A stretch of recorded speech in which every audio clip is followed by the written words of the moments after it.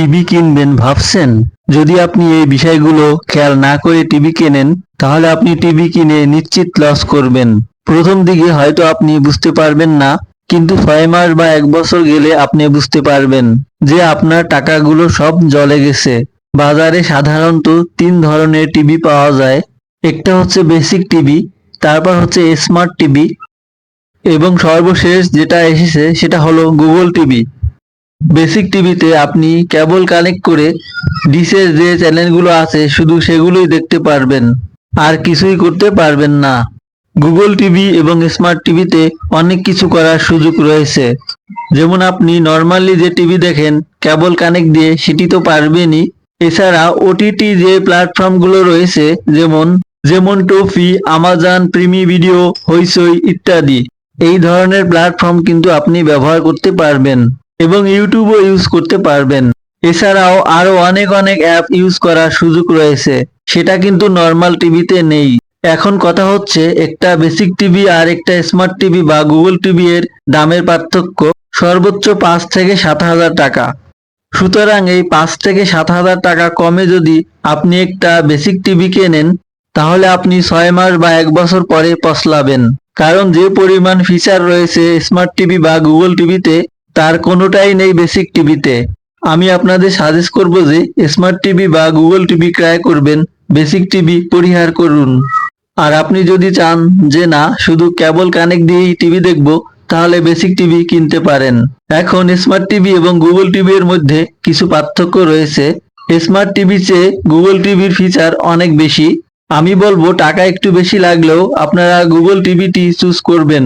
TV দেখার ক্ষেত্রে আরেকটা বিষয় খুবই গুরুত্বপূর্ণ, সেটা হচ্ছে রুমের সাইজ বা আপনি কত ডিস্টেন্স থেকে টিভি দেখছেন।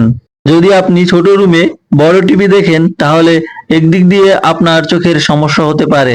দ্বিতীয়ত ভিউজনিত প্রবলেমও ফেস করবেন। এক্ষেত্রে আপনার রুমের সাইজ যদি 10 ফুট থেকে 12 ফুটের মধ্যে হয়, অথবা আপনার ভিউ অ্যাঙ্গেল যদি 10 থেকে 12 ফুটের মধ্যে হয়, তাহলে আমি বলবো আপনি 14 থেকে 32 ইঞ্চি পর্যন্ত টিভি নেন। যেমন আপনার ভিউ অ্যাঙ্গেল যদি 12 ফিট হয় তাহলে আপনি 32 নেন, আর যদি আপনার 10 ফিট ডিস্টেন্স হয় বা 10 ফিটের মধ্যে হয় তাহলে আপনি 14 থেকে 24 ইঞ্চি পর্যন্ত টিভি চুজ করতে পারেন। তাহলে ভিউ অ্যাঙ্গেল এবং চোখের ক্ষতি হবে না। আর যদি আপনার রুমের সাইজ 12 ফিট থেকে 15 ফিটের মধ্যে হয় বা এই ডিস্টেন্সে আপনি টিভি দেখেন, তাহলে আপনি 43 ইঞ্চি থেকে 55 ইঞ্চি পর্যন্ত টিভি নিতে পারেন। আর যদি আপনার 15 ফিটের বেশি হয় তাহলে আপনি যত বড় ইচ্ছা টিভি নিতে পারেন।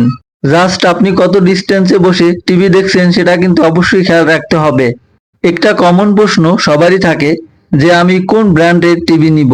যদি আপনার কাছে টাকার কোনো সমস্যা না হয় তাহলে আপনি ইন্টারন্যাশনাল ব্র্যান্ডগুলো চুজ করতে পারেন। যেমন Sony, Samsung, Panasonic, LG, Hisense, এই ব্র্যান্ডগুলো আপনি চুজ করতে পারেন। এই সকল ব্র্যান্ডের কোয়ালিটি এবং পারফরমেন্স খুবই ভালো। এগুলো ব্র্যান্ড থেকে আপনি যে কোনো একটি চুজ করতে পারেন। আর যদি আপনার বাজেট একটু কম থাকে তাহলে আপনি চাইনিজ টিভি নিবেন নাকি আমাদের লোকাল যে ব্র্যান্ড বা দেশীয় যে ব্র্যান্ডগুলো রয়েছে সেগুলো নিবেন। আমি আপনাদের বলবো অবশ্যই চাইনিজ ব্র্যান্ডগুলো পরিহার করবেন। অনেক সময় 55 ইঞ্চি টিভি 15,000 টাকায় চাইনিজ ব্র্যান্ড দিয়ে দিচ্ছে। দোকানদার আপনাকে বলতে পারে এই টিভিতে কত সুন্দর ছবি দেখা যাচ্ছে, আবার 4K রয়েছে, দামেও অনেক কম। আসলে কিন্তু এটা মোটেও সত্য না।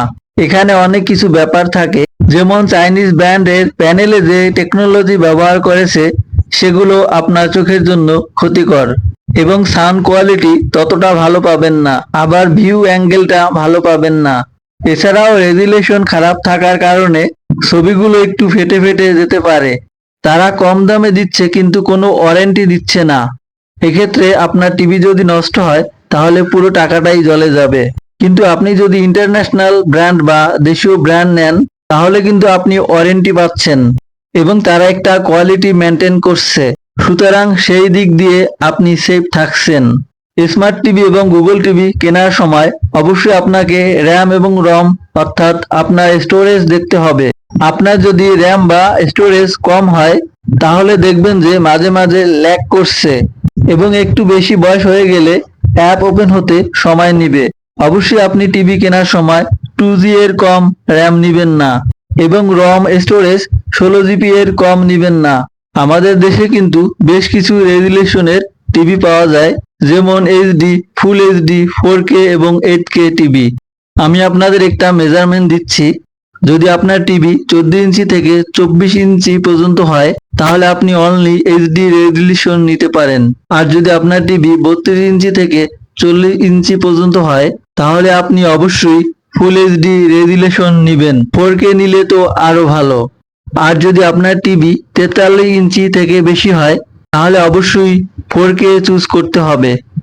এখন যদি 8K এর কথা বলি, এটা আমাদের দেশে খুব বেশি তৈরি হয় না।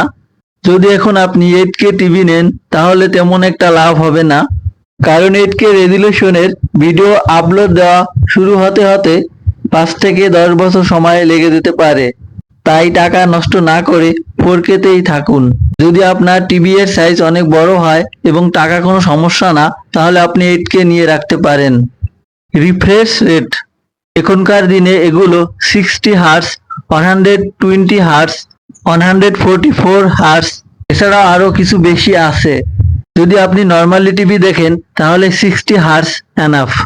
আর যদি গেমিং করেন, তাহলে যত বেশি হার্টজ নেবেন তত ভালো। টিভি এর ক্ষেত্রে আরেকটি গুরুত্বপূর্ণ বিষয় হচ্ছে সাউন্ড কোয়ালিটি যদি ভালো না হয়, তাহলে আপনি টিভি দেখে মজা পাবেন না। এখন কত ওয়াট সাউন্ড টিভিতে পারফেক্ট? 6 ওয়াট থেকে 20 ওয়াট পর্যন্ত। তবে কমপক্ষে 6 ওয়াট নেওয়া ভালো, এবং এর উপরে নিতে পারলে আরো ভালো। আমাদের দেশে বেশ কয়েক ধরনের টিভি পাওয়া যায়, যেমন এলসিডি, এলইডি, ওলেড, কিউওলেড। তার মধ্যে এলইডি টিভি সবচেয়ে বেশি জনপ্রিয়।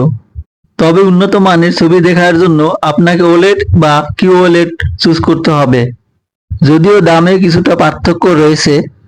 আর যদি আপনি কম দামে ভালো কিছু চান, তাহলে এলইডি চুজ করতে পারেন। এতক্ষণ আপনারা যা দেখলেন তা হলো টিভি কেনার মেজর বিষয়। এছাড়াও আরো কিছু মাইনর বিষয় রয়েছে, সেগুলো আপনার প্রয়োজন অনুযায়ী জাস্ট আপনি দেখে নিতে পারেন। যেমন টিভিতে বিল্ডিং ওয়াইফাই আছে কিনা, ওয়াইফাই এর একদম লেটেস্ট ভার্সনটি ব্যবহার করা হয়েছে কিনা, কয়টা এইচডিএমআই পোর্ট রয়েছে, ভয়েস কন্ট্রোল আছে কিনা, এই টিভি এইচডিআর সাপোর্ট করে কিনা, এবং গেম খেললে গেমিং মুড আছে কিনা। এই বিষয়গুলো আপনার প্রয়োজন অনুযায়ী আপনি দেখে নিতে পারেন। এই বিষয়গুলো খেয়াল করে যদি আপনি টিভি কেনেন, তাহলে আপনি নিশ্চিত 10 থেকে 12 বছর আরামসে ব্যবহার করতে পারবেন। ভিডিওটি এখানেই শেষ করছি। দেখা হবে নতুন কোনো ভিডিওতে। আল্লাহ হাফেজ।